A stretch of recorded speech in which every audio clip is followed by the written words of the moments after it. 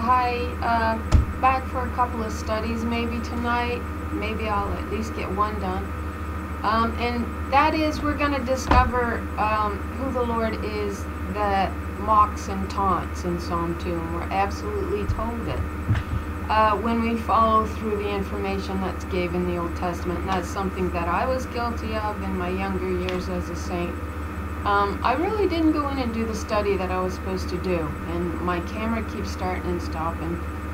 Hopefully I'll have a new one soon, if all goes well, and you won't have to put up with these crappy videos anymore.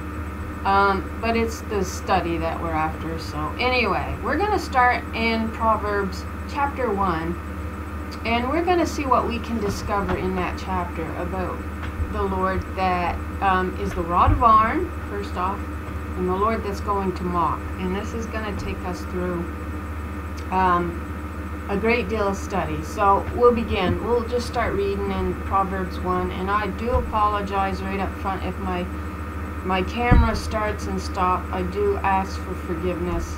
See, there it goes. I'm just hoping that I can acquire a new one. So Proverbs 1. We'll start in verse 2. To know wisdom and instructions, to perceive the words of understanding. Verse 3. To receive the instruction of wisdom, justice, and judgment, and equity. Those are three interesting things, isn't it? So right off the bat, we're going to place them with wisdom.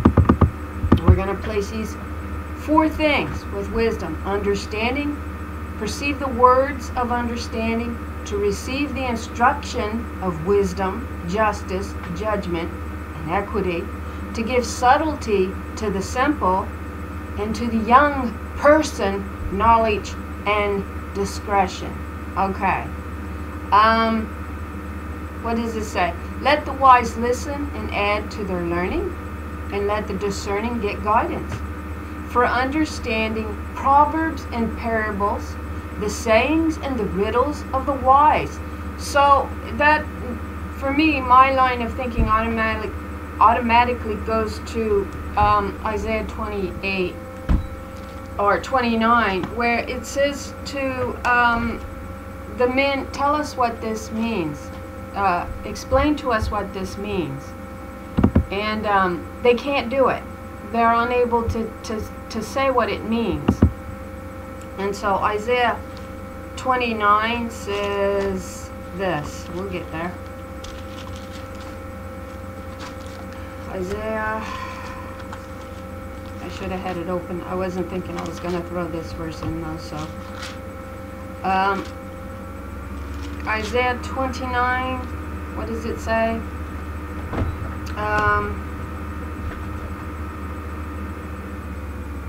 Verse 11, and the vision of all is become unto you as the words of a book that is sealed. So it's talking about breaking down the sayings and the riddles, and it's the wise that can do this. And the reason why they're called wise is because they're listening to wisdom's guidance on this. Unto you as the words of a book that is sealed, which men deliver to one that is learned, saying, read this, I pray thee. And he saith, I cannot, for it is sealed. And the book is delivered to him that is not learned, saying, read this, I pray thee. And he saith, I am not learned. Verse 13, wherefore the Lord said, forasmuch as the people draw near me with their mouth and with their lips do honor me, but have removed their hearts far from me, and their fear toward me is taught by the precepts of men. And indeed it is. Therefore, behold, I will proceed to do a marvelous work among this people, even a marvelous work and a wonder, for the wisdom of their wise men shall perish, and the understanding of their prudent shall be hid. So, wisdom, what does wisdom tell us here? All right? Wisdom is telling us that if we listen to her, then we're going to be able to break down the riddles, and these dark sayings that in Isaiah 29 states that they can't break it down. It's as if it's a book sealed to their understanding, and indeed it is, until you begin to hearken to the one that can lead you down the path of truth, which is she, wisdom here. Now let's keep reading what she says. The fear of the Lord is the beginning of knowledge, but fools despise wisdom and instruction. They won't listen to her. And they do. They're taught it by the vain precepts of men, to despise her counsel, to despise wisdom's counsel. What does it say? For as much as his people draw near me with their mouth, and with their lips do honor me, but have removed their hearts far from me, and their fear toward me is taught by the precept of men. Therefore, behold, I will proceed to do a marvelous work among this people, even a marvelous work and a wonder, for the wisdom of their wise shall perish, and the understanding of their prudent shall be hid. But if we hearken to her, we are able to break down the words of this sealed book. Our understanding will grow if we come to her and ask her to help us do that. And indeed, she does. So let's continue on, because she has some warnings too in this. So she says, my son, hear the instructions of thy father. But what does it say next? And forsake not the law of thy mother. Don't reject your mother's teachings. And your father is going to say to you, you better listen to your mother. And it's her laws that you were to listen to and to uphold. If the father is a righteous father, he's going to be saying this, and he's going to be teaching that to his children, to listen to the mother's laws. The righteous mother. All right? And what does it say? For they shall be an ornament of grace unto thy head, and chains about thy neck. Well, actually, it's a gold chain around your neck, it says. But where does that lead our understanding to? Well, it took me immediately to understand what it says in Song of Songs, right? Chapter 1, verse 11. We will make you ornaments of gold studded with beads of silver. And also Song of Songs 4:9. You have stolen my heart, my sister, my bride. You have stolen my heart with one glance of your eyes, with one jewel of your necklace. So, what does it say? It says, for they shall be an ornament of grace unto thy head.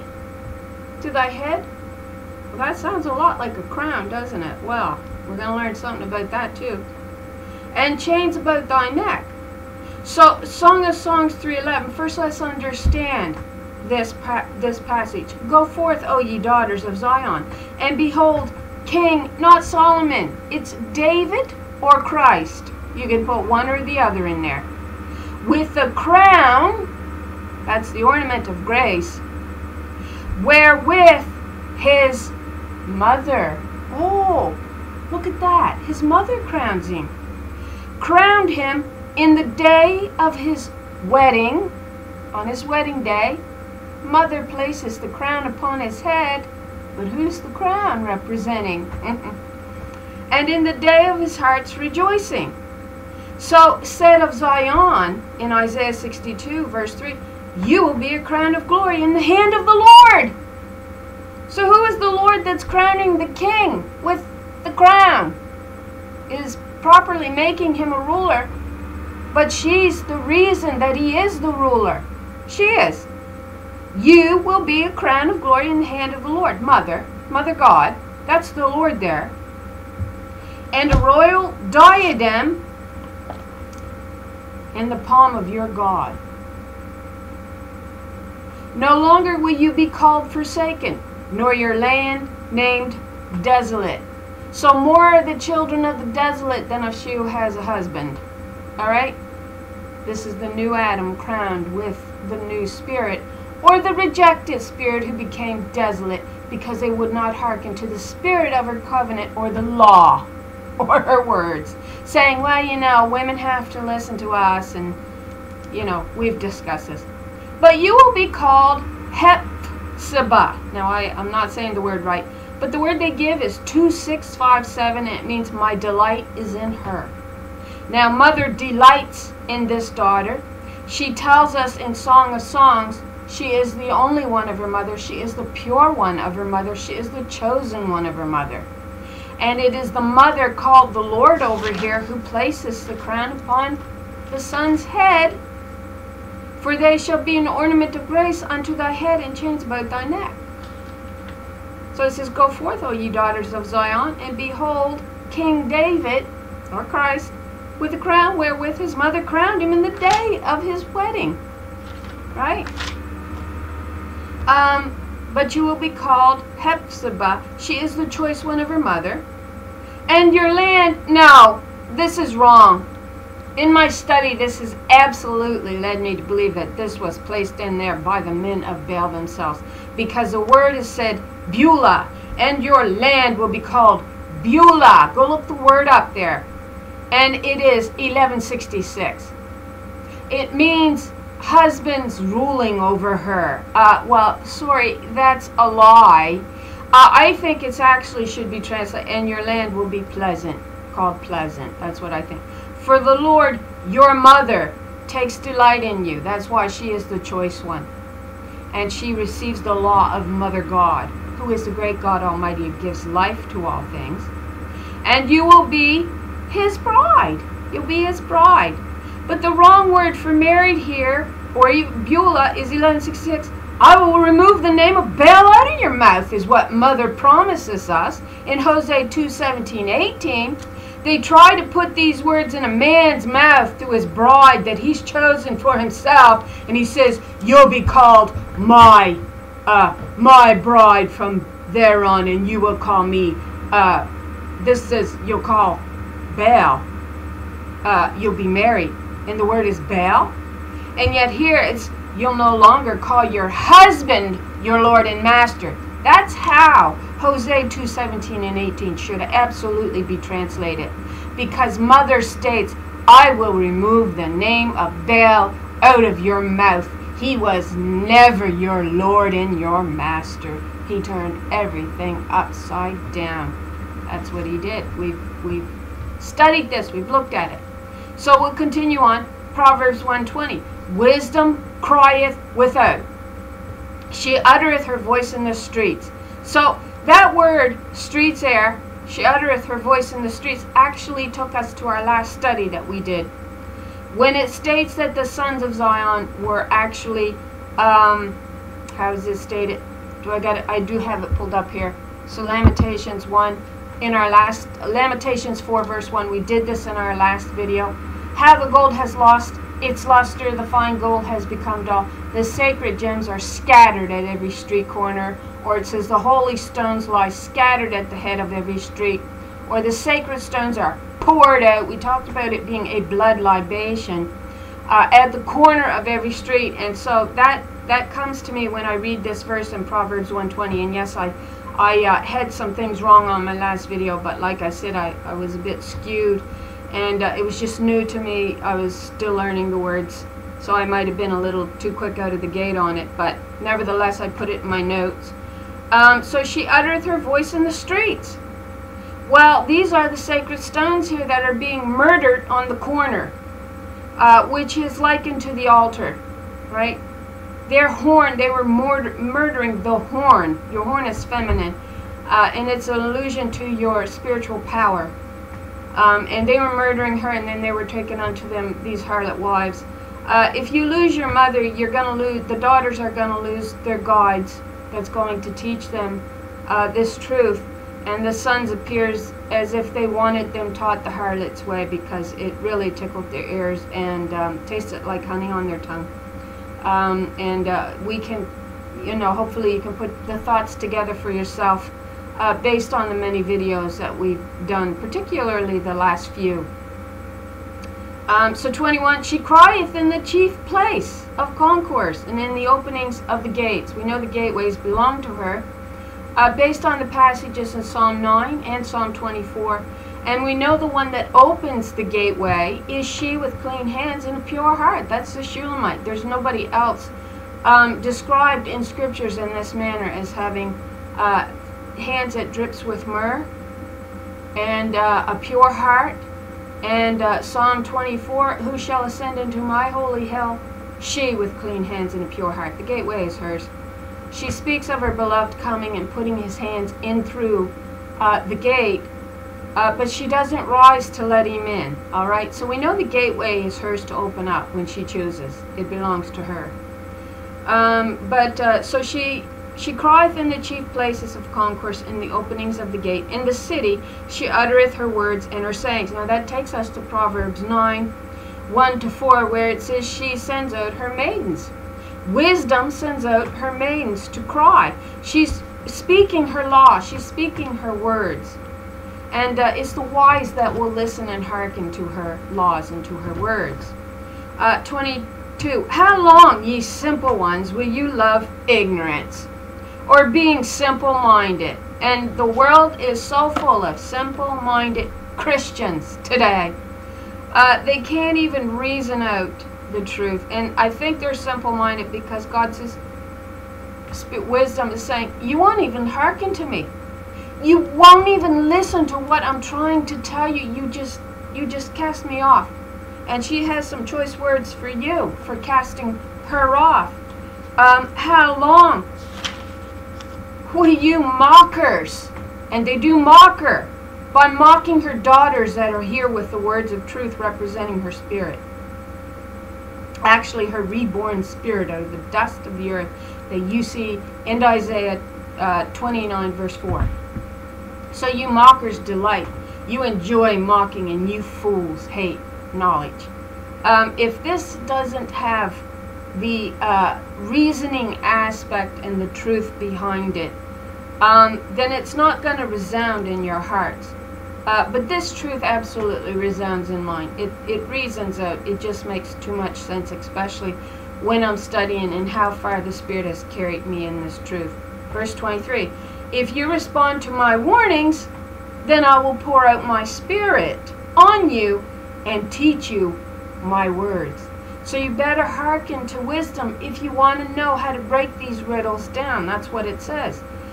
Since I called out and you refused, extended my hand and no one paid attention. They didn't. What does it say? You are taught the vain traditions of men. You won't even listen to me because you are too busy hearkening to the lying theology and the lying spirit that man exalts in his heart. Since you neglected all of my counsel and you did not accept my correction, the word for correction here is Hebrew 8:433. It's a feminine noun, and it means rebuke, correction, argument. That's interesting. There's an interesting word. Argument.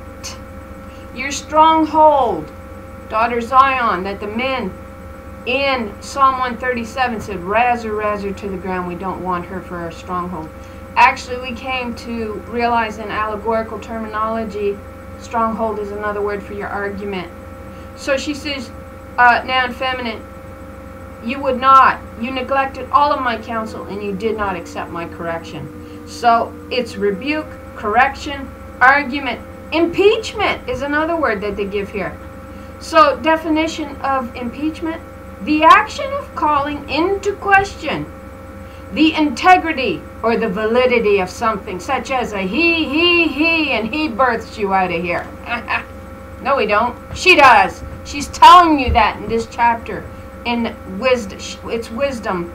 And she says, if you don't listen to me, she's going to turn it around on your heads. So, impeachment, refutation, and proof. So she's refuting what men are calling the truth, is what she's doing. And that takes us to Ecclesiastes 12, to the one that they called the preacher. We've discussed this on videos back. Your Qoheleth, the female assembler. That's actually just simply another word for the spirit that gathers the proverbs and is putting the truth together. And she is wise enough to still teach the truth. That's what it states. So verse 26, what does she say? I in turn will laugh at your calamity. You don't listen to me. Me, she, the Lord, with the crown that'll crown him in the day of his wedding.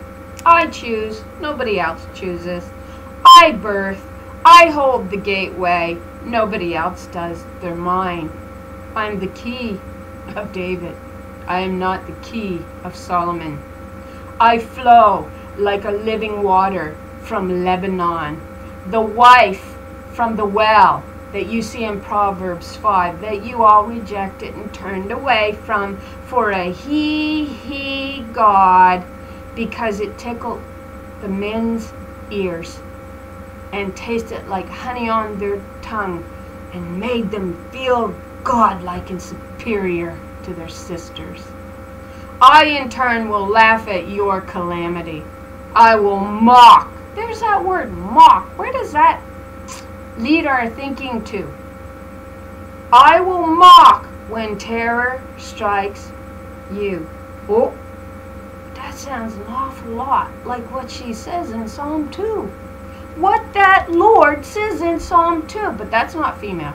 No. Oh, but this is wisdom she's speaking. And she says, you wouldn't listen to any of my counsel. You are too busy listening to the vain traditions of men. And they aren't wise enough to break these riddles down. Only the ones that'll hearken to me are. So I will mock when terror strikes you. When terror strikes you like a storm, and your calamity comes like a whirlwind, when trouble and stress overcomes you. So where does that lead our thinking to? To the one enthroned in the heavens that laughs. In, where is that? Psalm 2, right? All who wants to say, ha ha, that ain't no female that you're taught, that's being taught there. Yes, it is. Proverbs 1 absolutely proves that the one enthroned here is the daughter Zion, who also goes by the name of wisdom. As one of the maidens sent out into the high places to teach the laws of heaven, as sent by the Lord, her mother, whose image she is made in. Go read Proverbs 1:4. She builded the house. She has cut out. She has found out her 7 pillars. She has chosen them. And she has laid her table. She began the building of the house, and she says, I will finish it. But what does it say? The kings of the earth set themselves, and the rulers take counsel together. This is Psalm 2. We've looked at this. And against the Lord and against her anointed. That's, I said serious. I don't know why. Cyrus was the one that they keep wanting to say is a man. No, Cyrus is another word for anointed one, or dawn. And there's some other words that they give. But we've proven who the light is. Isaiah 49 tells you who the light of the world is. It is the daughter of Zion, who was rejected. Who is the firstborn? Ephraim. And mother says, oh, they may have forgotten about you, but I never forgot about you. That's her firstborn.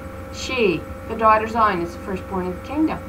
So what does the king say of her anointed one here? Which is she. Let us break their bands asunder, their laws. What did Christ say? Come take of me my burden, is like he was talking about the law. The law of his spouse, the daughter of Zion. Know ye not, he that is joined to a harlot is a harlot. Christ was never joined to a harlot. And he certainly wasn't joined in a polygamous or homosexual marriage, or participated in pedophilia. God's definition of a wedding, of marriage, is one man, one woman, one male, one female, one body, one spirit. And so they took the kings of the earth at this point. Looks like they may have been the sons of God, also known as the sons of Zion, that we did a study on in the last video. So they want to break her law off of them. But it says, she that sitteth in the heavens shall laugh. Oh, let's see. She'll scoff. She will mock, it says. When you go look the words up here, mock is gave in 2 of the definitions. They're slightly different words, but they're gave. Mock is gave in both of those words in verse 4 of Psalm 2. She, not he, that sitteth in the heavens shall laugh. The Lord shall have them in derision. What did we just say? Proverb wisdom said? I in turn will laugh at your calamity. I will mock when terror strikes through, because you would not hearken to me. You will not listen to wisdom. She is the Lord here. 126, which you also see in Psalm 110, as the Lord that sits to Christ's right hand as his branch of strength out of Zion, the daughter of Zion. Then shall she speak unto them in her wrath, Psalm 110 again, and vex them in her sore displeasure.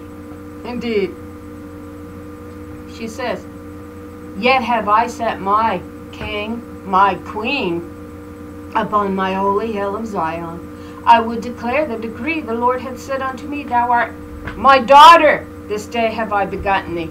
She's the one that's striking through kings in the day of her wrath. She's the Lord here that has received the decree that she is the only begotten daughter.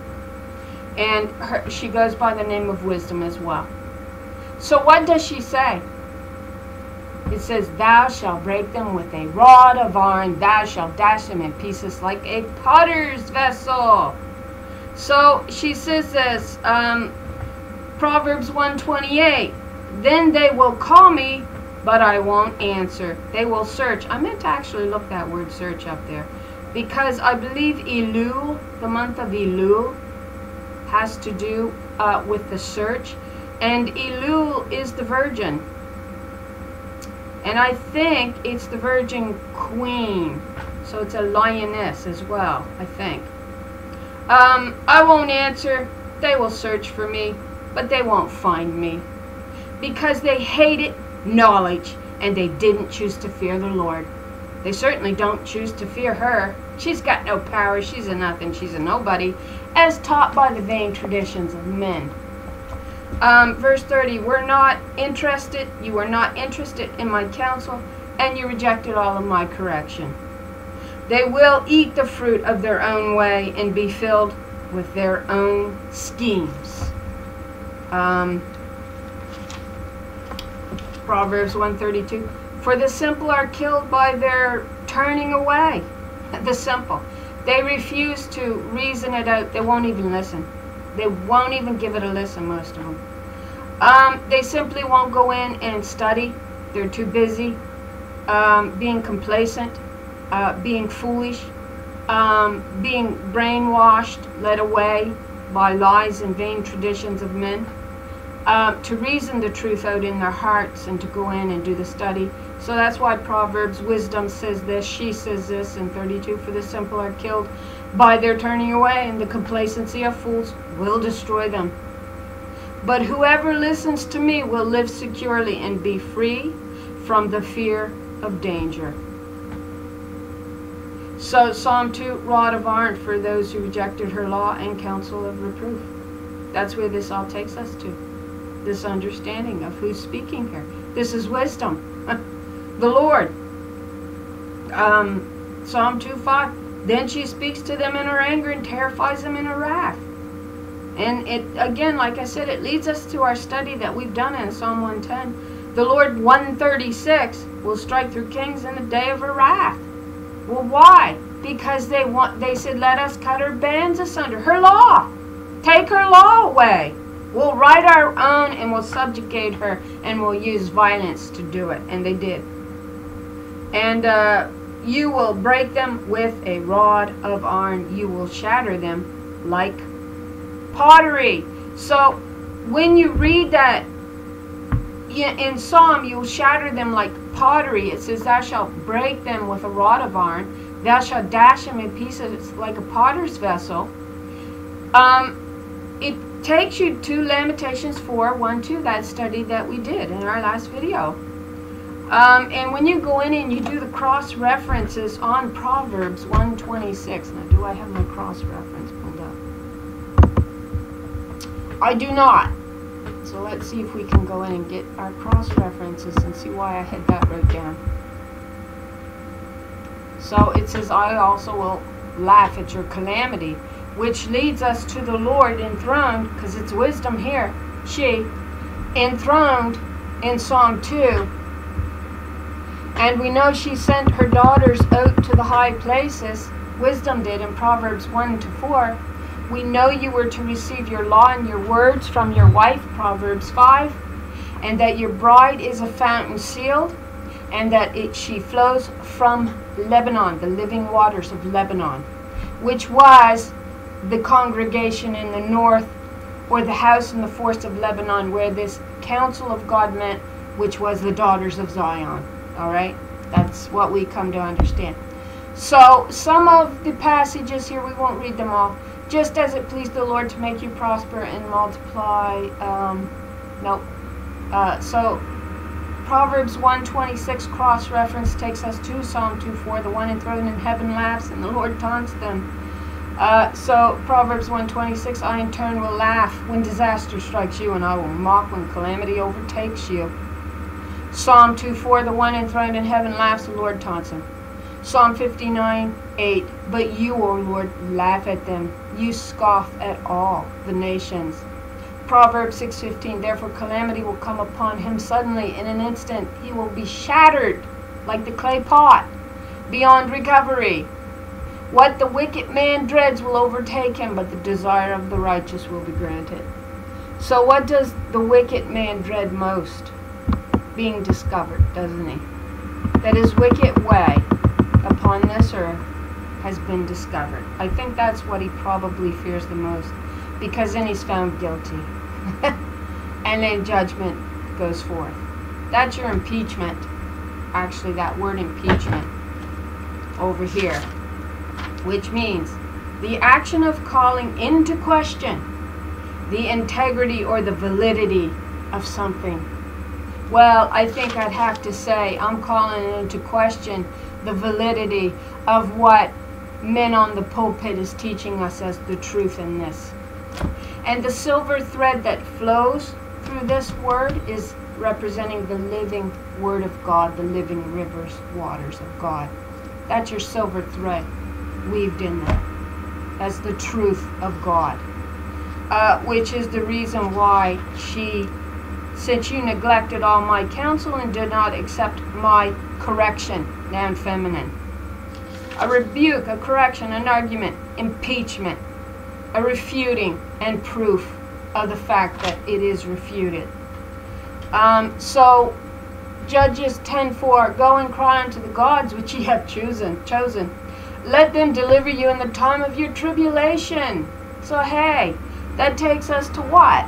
To Jeremiah 30 verse 6. Why now do I see every man standing around with his hands on his hips, as a woman in travail, and every face turned pale? They're trying to deliver children, they can't. So go and cry unto your male gods which you have chosen, and let them deliver you in the time of your tribulation. She says, when I came to you and I tried to speak to you and I tried to show you truth, you rejected me. You wanted nothing to do with me, much like you did the first time. I gave you a second chance. I'm here again. I'm telling you the truth, and once again you're rejecting what I'm telling you. So she says, I'll laugh at your calamity, and I will mock when your dread comes, because you didn't listen to me. You would not hearken to the spirit of your covenant. Psalm 37:13, the Lord shall laugh at him, for he seeth that his day is coming. Yeah. And that's the fear of the wicked man, right?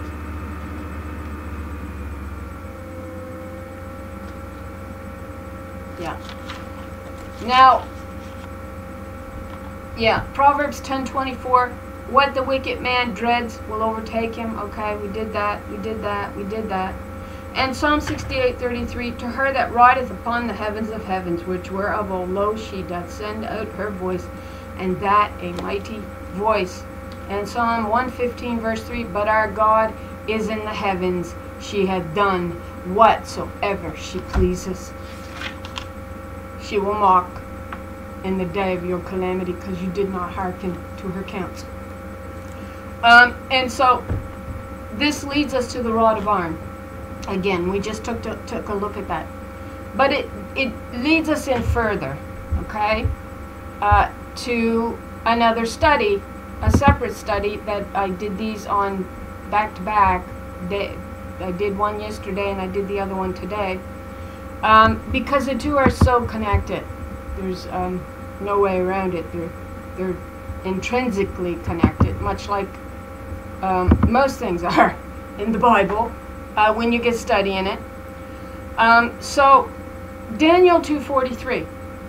What does Daniel 2:43 say?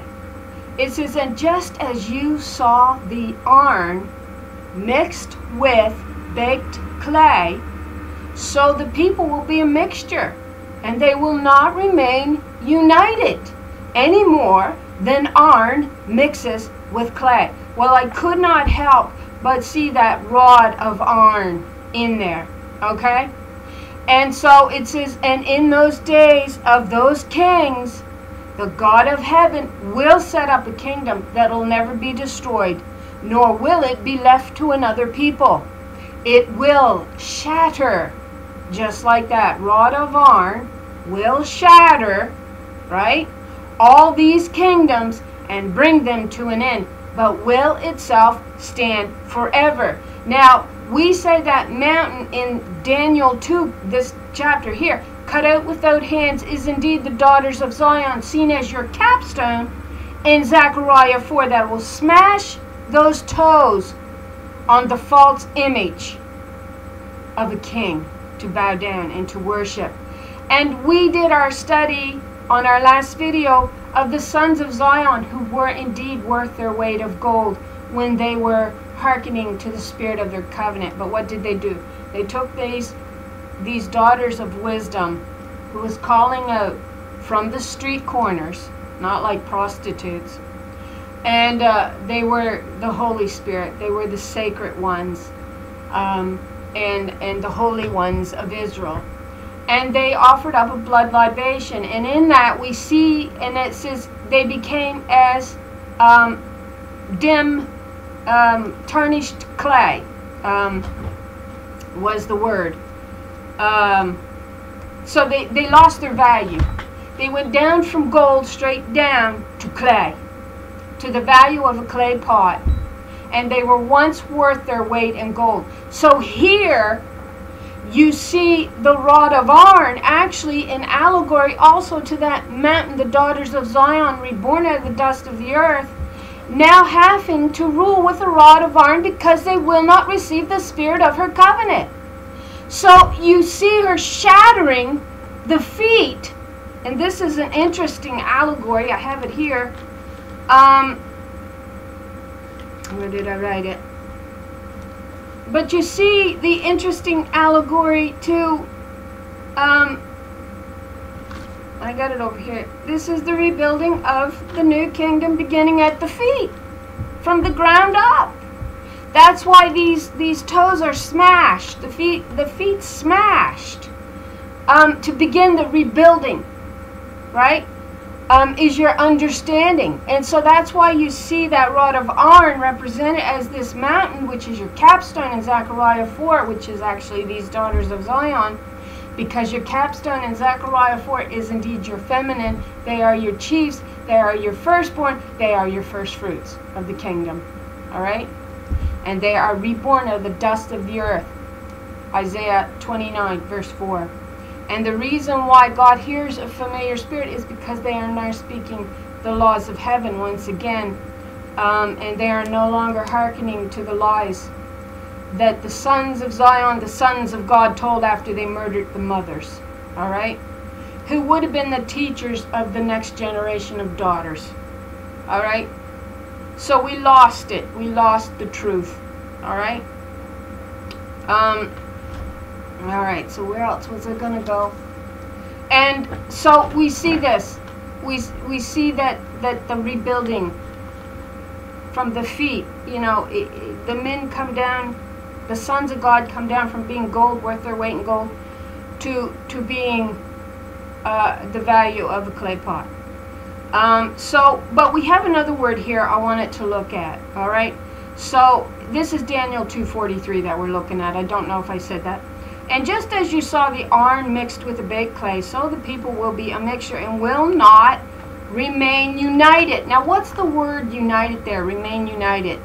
The word is cling. Isn't that interesting? I think it's interesting. 1693. It has the idea to cleave. 1692 took me to guess where? Maybe, no, I won't pull it up there. Let's see. See if I can pull it up here in my Bible. Pull it up. We'll pull it up in my Bible. So we're going to go to, oh, okay. I thought it said 23, but it's not 23. It's Genesis chapter 2. Why would we go to Genesis chapter 2? Anybody? I'm sure we can guess this one. Therefore shall a man leave his father and his mother, and shall cleave unto his wife, unto the spirit of this covenant, and they shall be one. You see that? One flesh. Body, spirit. That's what they are. Even though we tabernacle in two distinct vessels. She says, I will build you again, virgin daughter of Zion. And so they will not remain united. He will not cleave to her. He will not cleave once again to the spirit of her covenant. That's why she begins to rule with the rod of iron, and she smashes. She smashes the toes. Which again, that clay, again, takes you to Lamentations 4:1. But in Isaiah 2:44 it says, in the days of those kings, queens, the God of heaven will set up a kingdom that will never be destroyed, nor will it be left to another people. It will shatter, that's your rod of iron, we just did that, all these kingdoms and bring them to an end, but will itself stand forever. So this is the rebuilding of the new kingdom, beginning at the feet, anew. She's starting it again. She's going to rebuild the kingdom anew, all afresh.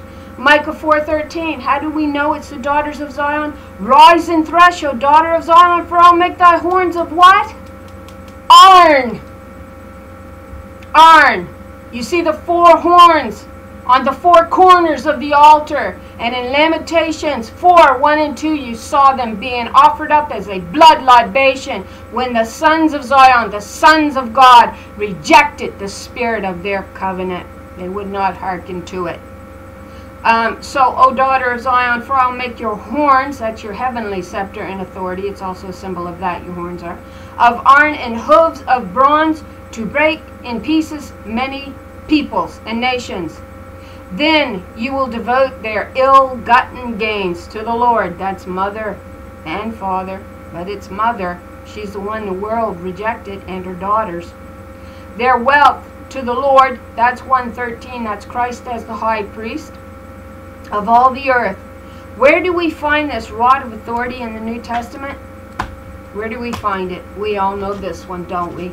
Revelations 2:27. That's where we find it. So Revelations 2:27. And she's the ruler on earth.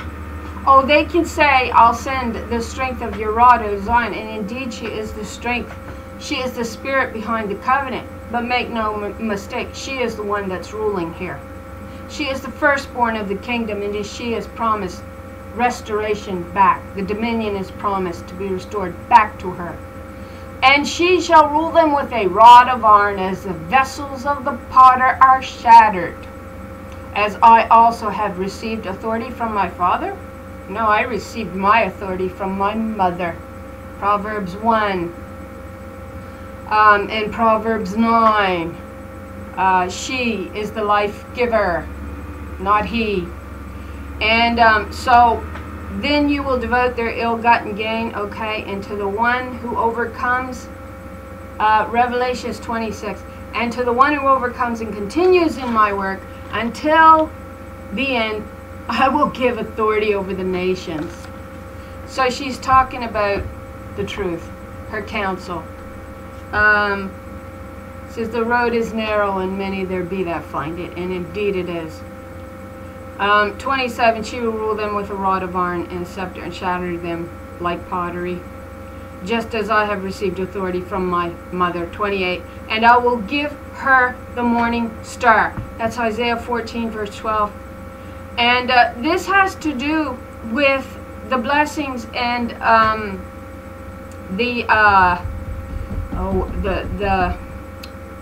some of the condemnations that the Spirit has with the church of Thyatira. But Thyatira here means a perfume, a sacrifice of labor. And it brings us to reference verses in Psalm 2:8, ask of me and I'll make the nations your inheritance, the ends of the earth for your possession. Who'd she promise that to? Zion, her daughters of Zion, in Isaiah 49. You will break them with an iron scepter, you will shatter them like pottery, Psalm 2:9. And in other references that we have here, Isaiah 30 verse 14, it'll break in pieces like a potter's jar is shattered so that no fragment can be found. Not a shard will be found in the dust large enough to scoop the coals from a hearth or to skim the water from a cistern. Jeremiah 19:11, and you are to proclaim to them that this is what the Lord of hosts say, I will shatter this nation and this city like one shatters potter's jars that can never again be repaired. They will bury the dead in Tophet until there is no more room to bury them. Daniel 7:18, but the saints of the Most High will receive the kingdom and possess it forever. Yes, forever and ever. Revelations 12:5, and she gave birth to a son.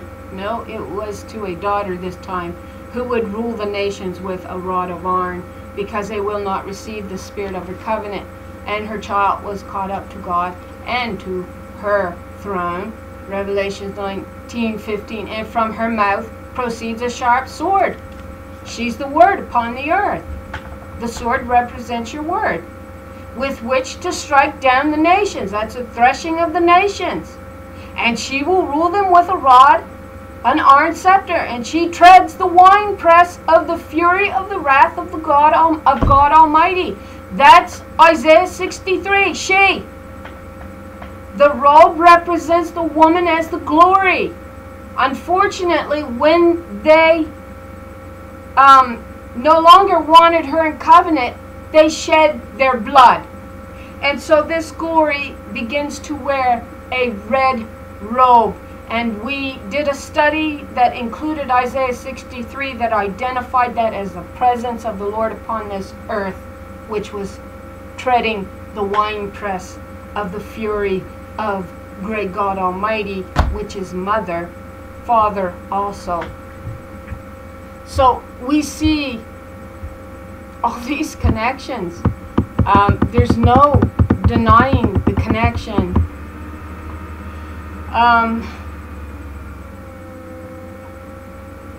So, did I get everything I wanted in there? It's just amazing when you get studying. And the church of Thyatira, if I'm saying that right, which I'm probably not, the issues had to do with Jezebel, the Jezebel spirit. Well, I did a study on the Jezebel spirit. The Jezebel spirit is the harlot spirit that teaches the man-made religious lie and theology. That's what it was. That's what we come to realize. It had nothing to do with the liberation of women. Women should have never had to been liberated.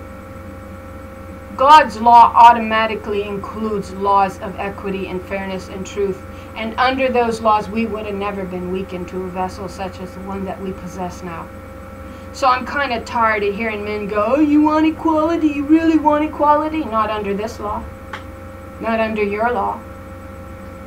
I want it under the law that we were always supposed to have, and I'll guarantee you this body ain't going to be a frail body like you think under you. I ain't going to be made up with makeup. I ain't going to be wearing delicate, frail clothing that weakens me. The law did that, did all of those things, and I did a video on that. And I was interrupted, but I still may post the video. I edited it out, and I still think you can hear it pretty clearly, though I had to turn my volume down. So I may post that too. But there's no denying that the Lord that is speaking in Psalm 2 that leads you to the rod of iron is definitely found in Proverbs chapter 1, and it is wisdom, her, she. That's who it is. And so there's our study. Yay, I got it done. So I thank any for watching my videos, for trying to understand this theology. I hope the Lord blesses you with an abundance of truth. And I hope you all have a blessed evening, and a really nice one. And thanks for watching.